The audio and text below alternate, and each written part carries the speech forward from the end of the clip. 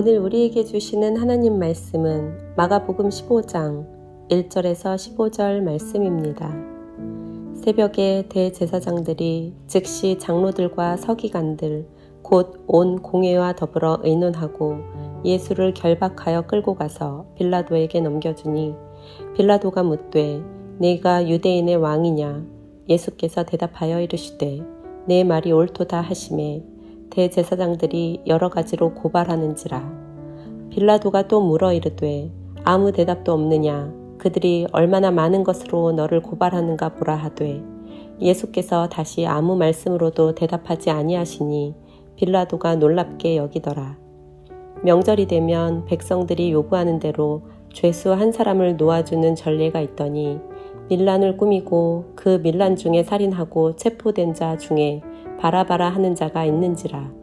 무리가 나아가서 전례대로 하여 주기를 요구한대 빌라도가 대답하여 이르되 너희는 내가 유대인의 왕을 너희에게 놓아주기를 원하느냐 하니 이는 그가 대제사장들이 시기로 예수를 넘겨준 줄 알미러라. 그러나 대제사장들이 무리를 충동하여 도리어 바라바를 놓아달라 하게 하니 빌라도가 또 대답하여 이르되 그러면 너희가 유대인의 왕이라 하는 이를 내가 어떻게 하랴? 그들이 다시 소리 지르되 그를 십자가에 못 박게 하소서. 빌라도가 이르되 어찌미냐 무슨 악한 일을 하였느냐 하니 더욱 소리 지르되 십자가에 못 박게 하소서 하는지라. 빌라도가 무리에게 만족을 주고자 하여 바라바는 놓아주고 예수는 채찍질하고 십자가에 못 박히게 넘겨주니라.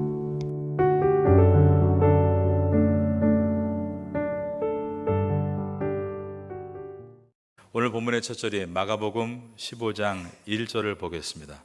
새벽에 대제사장들이 즉시 장로들과 서기관들 곧 온 교회와 더불어 의논하고 예수를 결박하여 끌고 가서 빌라도에게 넘겨주니, 여기에 새벽으로 번역된 헬라어 프로이아스는 이른 아침이란 뜻으로서 산헤드린 공회가 정식 회의를 아침부터 할 수 있기 때문에 공식 회의를 하기 얼마 전을 뜻합니다.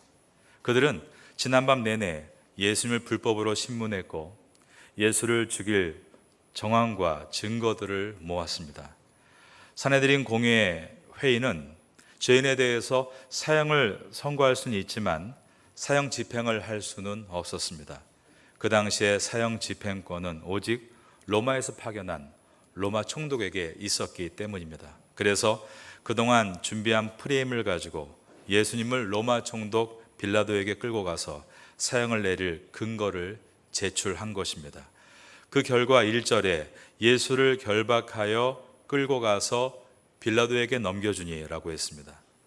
그 당시 로마의 재판 과정은 먼저 집행관이 원고 측의 고소 이유를 듣고 피고에게 몇 마디의 질문을 던진 뒤에 피고가 자기 변론을 합니다. 이것을 필요에 따라 몇 번을 더 듣고 그리고 배심원들의 의견을 들은 다음에 판결을 내렸습니다. 그렇기 때문에 판결이 확정되기까지는 시간이 많이 걸렸지만 일단 판결이 나고 나면 실형이 일사천리로 진행이 됐습니다. 유대 지도자들이 예수님에 대해서 로마 정부에 고발한 내용은 무엇이었는가? 로마 정부가 실형을 내릴 만한 내용들이었는데, 첫째가 사회를 어지럽히고 있다라고 했고, 둘째가 세금 문제에 관해서 예수님이 하신 것을 거짓으로 꾸며서 예수가 로마 정부에 세금을 내지 말라라고 했다며 모함했습니다. 세 번째로 예수님이 더 질롯, 열심당과 같이 반역을 꾀해서 유대인의 왕이 되려 하고 있다라고 거짓 증언을 했습니다. 이 내용을 담고 있는 병행본문 누가복음 23장 2절을 읽어드립니다. 고발하여 이르되 우리가 이 사람을 보매 첫째 우리 백성을 미혹하고 둘째 가이사에게 세금 바치는 것을 금하며 셋째 자칭 왕 그리스도라 하더이다. 빌라도는 이 고소의 내용을 들은 다음에 이제 피고인이 예수님을 향해서 오늘 본문 2절과 같이 물은 것입니다. 2절에 보면 빌라도가 묻되 내가 유대인의 왕이냐? 그러자 예수님께서는 대답하셨습니다. 예수께서 대답하여 이르시되 내 말이 옳도다 하시매. 로마 총독은 예수님에게 너는 유대인의 왕이냐라고 묻습니다. 이 질문은 저 종교 지도자들이 고소한 내용처럼 내가 정치적인 권력을 장악해서 로마의 법과 질서를 위협하려고 했는가라는 질문이었습니다. 그때 예수님은 내 말이 옳도다라고 대답하셨습니다. 물론 이 뜻은 정치적인 왕이란 뜻이 아니라 세상의 죄인들을 구원할 왕, 메시아로서의 왕이다라는 뜻이었습니다. 예수님은 내 말이 옳도다 하시는 것 외에는 아무 말씀도 하시지 않으셨습니다. 또다시 대제사장들의 고발이 시작됩니다. 3절입니다. 대제사장들이 여러 가지 말로 고발하는지라. 지금 예수님을 신문하고 있는 이 로마 총독의 이름은 본디오 빌라도입니다. 그는 정치의 고수로서 예수님이 무죄인 것을 바로 직감했습니다. 4절입니다. 빌라도가 또 물어 이르되 아무 대답도 없느냐? 그들이 얼마나 많은 것으로 너를 고발하는가 보라 하되. 그러나 예수님은 아까 하신 내 말이 옳도다 외에 아무런 말씀도 하시지 않으셨습니다. 5절입니다. 예수께서 다시 아무 말씀도 대답하지 아니하시니 빌라도가 놀랍게 여기더라. 빌라도가 놀란 이유는 로마의 법은 피고가 자신을 방어하지 않으면 유죄를 인정하는 것으로 간주했기 때문입니다. 그러므로 예수란 이가 스스로 이 올무에서 벗어나려 하지 않는 것이 그를 놀라게 한 것이었습니다. 예수님이 침묵하신 이유는 구약의 이사야서 53장 7절의 예언을 이루시기 위해서였습니다. 그가 곤욕을 당하여 괴로울 때에도 그의 입을 열지 아니하였으며 마치 도수장으로 끌려가는 어린 양과 털 깎는 자 앞에서 잠잠한 양같이 그의 입을 열지 아니하였도다. 이것은 예수님께서 하신 두 번째 침묵에 해당하는데, 첫 번째로 산헤드린 공의원들이 신문할 때도 침묵하셨고, 지금 로마 총독 앞에서도 침묵하고 계시고, 나중에 채찍에 맞으신 후에 로마 총독이 다시 한번 신문할 때도 침묵하셨습니다.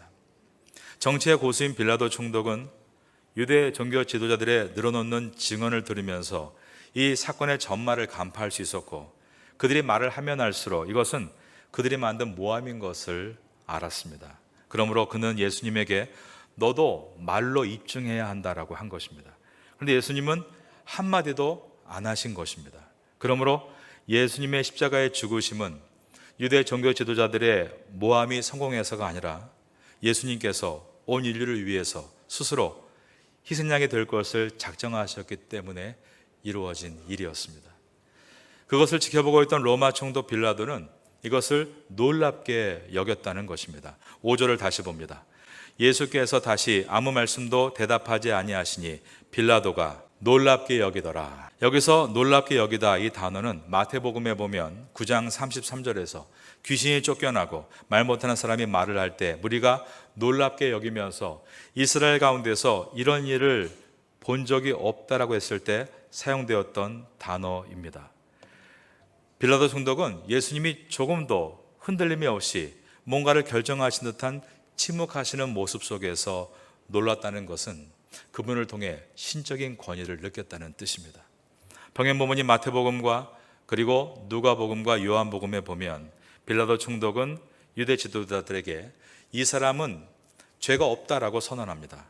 하지만 유대 지도자들은 예수의 유죄를 주장하면서 재판을 포기하려 하지 않습니다. 고민하던 빌라도는 예수님의 고향이 갈릴리인 것을 알고 이 판결을 헤롯 왕에게 돌립니다.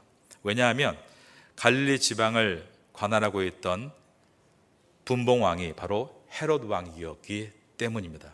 헤롯은 빌라도가 예수님을 자기에게 보낸다는 소식을 듣고 기뻐했습니다. 왜냐하면 그는 기적에 관심이 많은 자로서 예수님께서 행하신 기적에 대해서 익히 많은 소문을 듣고 있었기 때문에 그가 오면 어떤 기적을 볼까 해서 그를 기대하며 기다렸던 것입니다. 누가복음 23장 8절에 들어있는 말씀입니다. 헤롯이 예수를 보고 매우 기뻐하니 이는 그의 소문을 들었으므로 보고자 한 지 오래였고 또한 무엇이나 이적 행하심을 볼까 바랐던 영거로라. 그러나 헤롯이 아무리 물어도 예수님께서 아무 대답도 하시지 않자 관심은 금세 시끄러워져 버리고 자기 병사들과 함께 예수님을 업신여기고 희롱했습니다.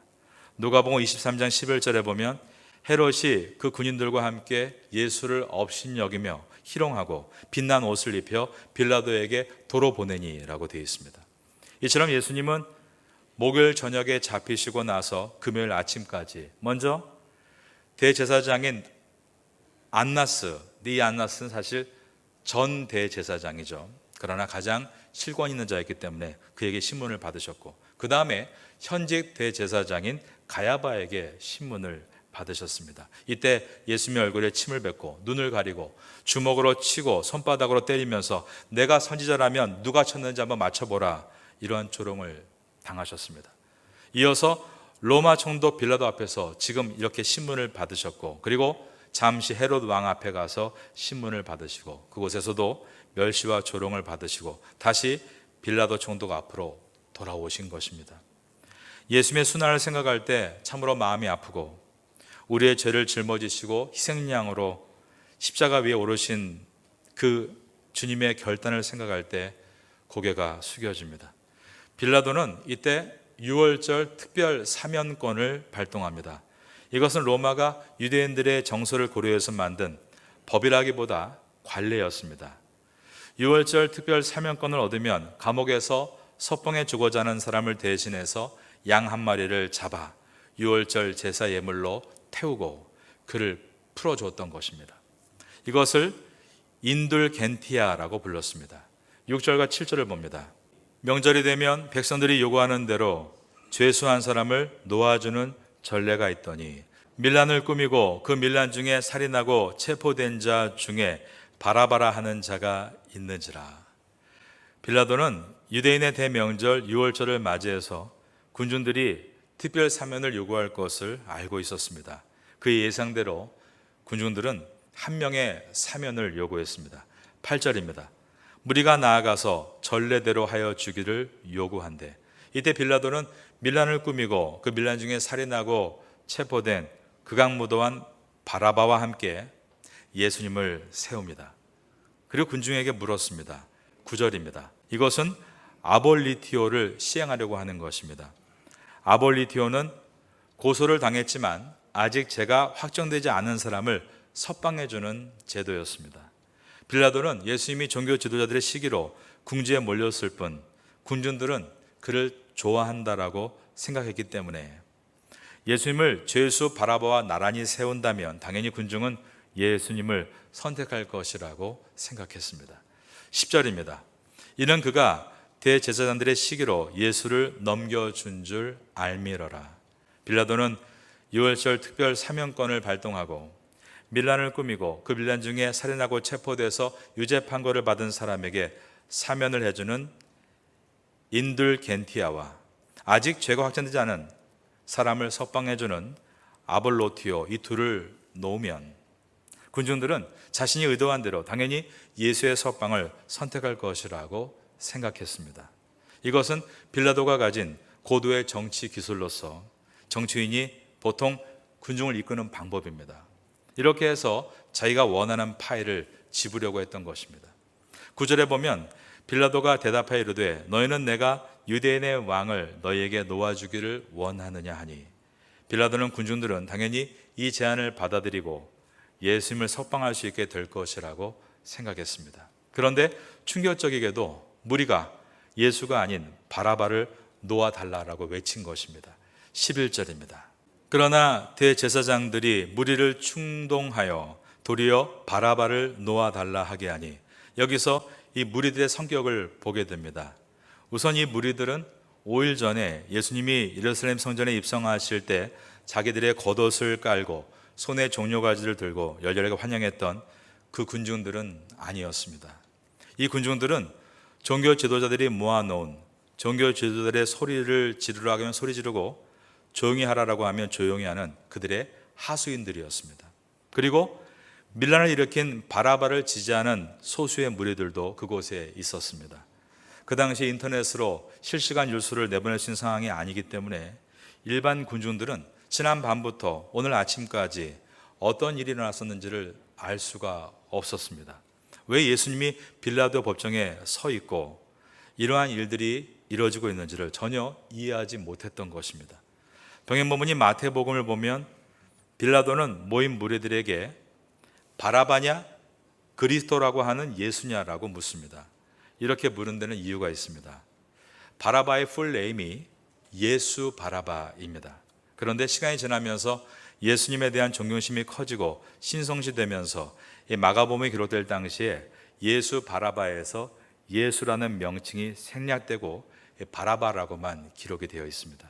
이처럼 예수님과 유사한 이름이었기 때문에 마태복음은 예수 바라바와 구분하기 위해서 예수님을 바라바와 함께 표기할 때 그리스도라고 하는 예수 이렇게 기록을 한 것입니다. 바라바의 첫 글자 바는 아들이라는 뜻입니다.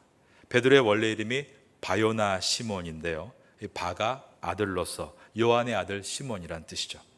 맹인이었던 그러다가 고침받은 바디메오도 마찬가지로 바가 아들로서 디메오의 아들이란 뜻입니다. 바라바는 바르아바, 아바가 아버지입니다. 그래서 바라바는 아버지의 아들이라는 뜻입니다. 예수 바라바, 예수님과 이름도 같고 또 예수 바르아바, 아버지의 아들 예수라고 되어 있으니 하나님의 아들 예수님을 연상케 하는 이름이 아닐 수가 없습니다. 바라바가 어떤 사람이었는가? 7절을 다시 봅니다.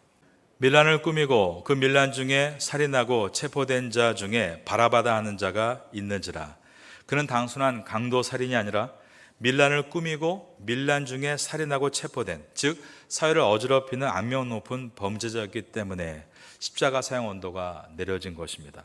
그는 소수의 지지자를 제외한 대부분의 이스라엘 백성들에게 외면당한 사람이었습니다.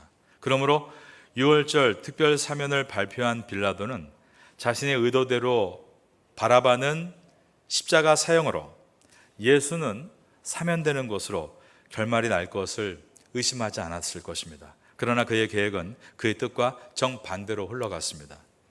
무리가 예수가 아닌 바라바를 놓아달라고 외친 것입니다. 그런데 이렇게 된 이유는 아까 말씀드린 대로 종교 지도자들이 무리를 충동했기 때문이었습니다. 11절에 대제사장들이 무리를 충동하여 도리어 바라바를 놓아달라 하게 하니 라고 되어 있는 것입니다. 빌라도는 묻습니다. 그러면 이 예수는 어떻게 해야겠느냐? 그러자 무리들은 십자가에 못 박으라 라고 외쳤습니다. 12절과 13절입니다.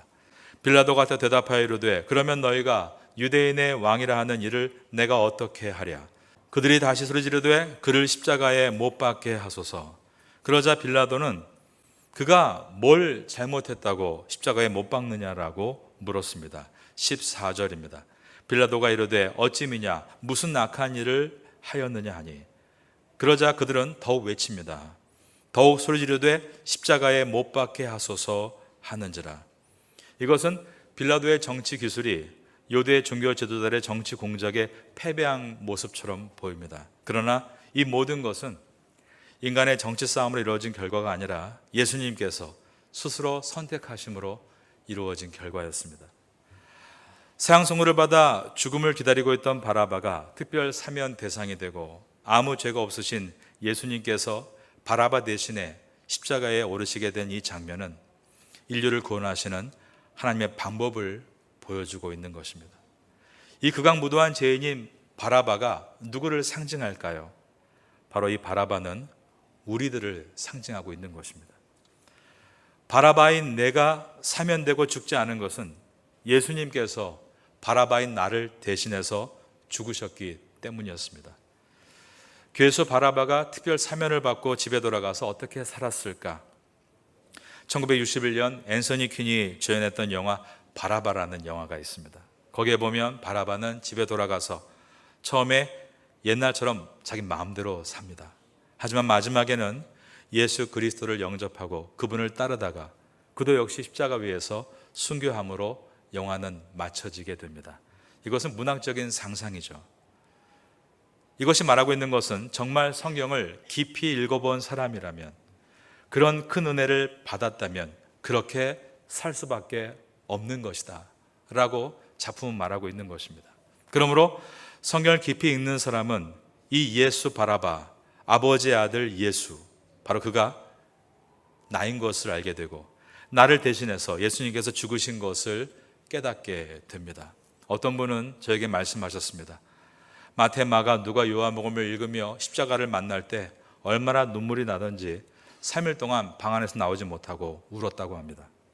이 바라바가 바로 나인 것을 알 때, 나를 대신해 십자가에 위에 죽으신 예수님이 보일 때, 우린 그때 우리의 삶의 변화를 경험할 수 있게 되는 것입니다. 이번 사순절에 이러한 은혜를 맛보시면 좋겠습니다. 이제 오늘 본문의 마지막 절인 15절을 보겠습니다. 군중이 바라바를 석방하고 예수님을 십자가에 못 박으라고 소리 지르자 빌라도는 자신이 의도한 대로 아무 성과를 이루지 못하고 밀란이 날 것을 우려하면서 그들의 요구를 들어주었다는 것입니다. 빌라도가 무리에게 만족을 주고자 하여 바라바는 놓아주고 예수는 채찍질하고 십자가에 못 박히게 넘겨주니라. 15절의 주어는 로마 총독인 본디오 빌라도입니다. 빌라도가 바라바를 놓아주었고 빌라도가 예수님을 로마에 버린 채찍으로 치라 명하였고 빌라도가 예수님을 로마에 사형드린 십자가에 못 박도록 넘겨주었습니다. 결국 이 모든 것들의 결정권자는 빌라도였다는 것입니다. 로마 총독 빌라도는 똑똑하고 고도의 정치적 기술을 가지고 있었지만 옳은 길을 선택하지는 않았다는 것입니다. 그 이유는 그 인생의 모든 목적은 오직 자기 자신을 위해서였기 때문입니다. 그의 목적은 오직 자기 임기를 무사히 마치고 로마에 돌아가 황제의 눈에 띄어 높은 자리에 오르는 것이 그의 목표였습니다. 그래서 자기의 일에 조금이라도 흠이 되는 일이 없기 위해서 그런 일들을 원하지 않았던 것입니다. 훗날 그는 로마 황제에게 잘 보이기 위해서 독수리 그림의 군기와 황제상이 그려진 깃발을 예루살렘 성 안으로 가지고 들어옵니다. 그러나 독수리 그림의 군기와 황제상이 그려진 기는 성전 안에 유대인들에게 있어서 우상을 들여놓지 말라는 십계명의 제2계명을 어기는 것이기 때문에 종교 지도자들이 야밤에 음료를 꾸몄던 것처럼 그도 야밤에 몰래 이 독수리 깃발과 황제의 깃발을 가지고 들어왔습니다. 하지만 이것이 알려지게 되었고 흥분한 유대 대표들은 오늘처럼 군중들을 불러 모읍니다. 총독 빌라도는 해산하지 않으면 사형에 처하겠다라고 협박했고 그런데도 유대인들이 굴복하지 않자 많은 희생자가 일어났습니다. 또 한 번은 예루살렘 성내에 물을 끌어오는 즉 수로 사업을 하면서 성전 안에 돈을 사용했습니다. 그런데 이것은 유대인들에게는 하나님께 바친 헌금을 도용한 것으로 비춰져서 다시 소란이 일어납니다. 빌라도가 이것을 미리 알고 로마 병사들에게 사복을 입혀서 군중들 속에 심어두었습니다. 군중들의 소란이 최고조에 달할 때 빌라도는 수신호를 보냈고 그 수신호에 맞춰서 로마 병사들이 칼을 뽑아들고 엄청난 사상자를 일으켰습니다. 예수님이 유월절에서 죽으시고 6년 후에 주 29년 빌라도는 다시 유월절 예루살렘을 향해 갈 때 민중폭동이 일어날 것이라는 정보를 듣고 그는 블랙리스트를 작성해서 미리 예상되는 미리들을 다 습격했습니다. 빌라도는 이와 같이 자기 자신의 안전이 중요한 사람이었습니다. 그런데 유대 지도자들이 그의 악정을 로마 황제에게 탄원했고 황제는 빌라도의 총독직을 면직시킵니다. 그는 평민으로 돌아갔고 고통을 받다가 로마의 3대 황제였던 카리큘라에게 사형 통보를 받자 자살함으로 비참한 최후를 맞았습니다. 자신의 안위만을 위해 산 대표적인 사람이 빌라도 총독이었다라고 말할 수 있겠습니다. 오늘 우리가 외우는 사도신경 속에는 본디오 빌라도라는 이름이 들어 있습니다. 예수님의 죽음이 역사적으로 분명한 사실임을 입증하기 위해 그 당시 판결자였던 본디오 빌라도의 이름이 나오는 것도 있지만 자신의 일심만을 생각하고 진리를 알고도 힘이 있음에도 진리를 따르지 않은 그의 불성실함을 기억하며 우리는 그런 사람이 되지 말아야 된다는 반면교사로 매주 그 이름을 부르는 것입니다. 오늘 본문의 마지막 절인 마가복음 15장 15절을 한 번 더 보겠습니다. 빌라도가 무리에게 만족을 주고자 하여 바라바는 놓아주고 예수는 채찍질하고 십자가에 못 박히게 넘겨주니라. 여기 보면 무리에게 만족을 주고자 하여 바로 정치인들이 하는 파퓰리즘입니다. 잘못된 것을 알면서도 틀린 것을 잘 알면서도 불법 탈세를 일삼는 크리스찬 사업가 또한 파퓰리즘으로 사회를 혼돈에 빠뜨리는 크리스찬 정치인, 문화인, 종교인이 있다면 모두가 본디오 빌라도입니다. 또한 내가 본디오 빌라도일 수 있는 것입니다. 우리는 늘 사도신경에서 본디오 빌라도에게 고난을 받으사 십자가에 못 박혀 죽으시고, 이것을 외울 때 우리가 크리스찬으로서 세상의 사람 앞에서 각자의 직업군에서 정직하고 성실함을 가지고 옳은 길을 걷고 있지 않다면 바로 이 본디오 빌라도가 나라는 것을 돌아봐야 하는 것입니다. 오늘 이 아침 가운데 우리가 하나님 앞에서 기도할 때 특별히 기도해야 될 중요한 내용은 바로 이것입니다. 죄인 중에 괴수, 바울은 그것이 나라고 했는데 바로 이 바라바가 나인 것을 알 때 우리는 다시 우리의 본질을 회복할 수 있습니다. 이제 사순절 기간 동안 그리스도의 십자가를 묵상하며 이 은혜가 우리에게 가득 임하게 되므로 주님과 더욱더 가까워지고 우리의 삶에 경건함과 의로움과 바람이 일어나는 놀라운 축복이 있게 되기를 마지막으로 예수님의 이름으로 축원합니다.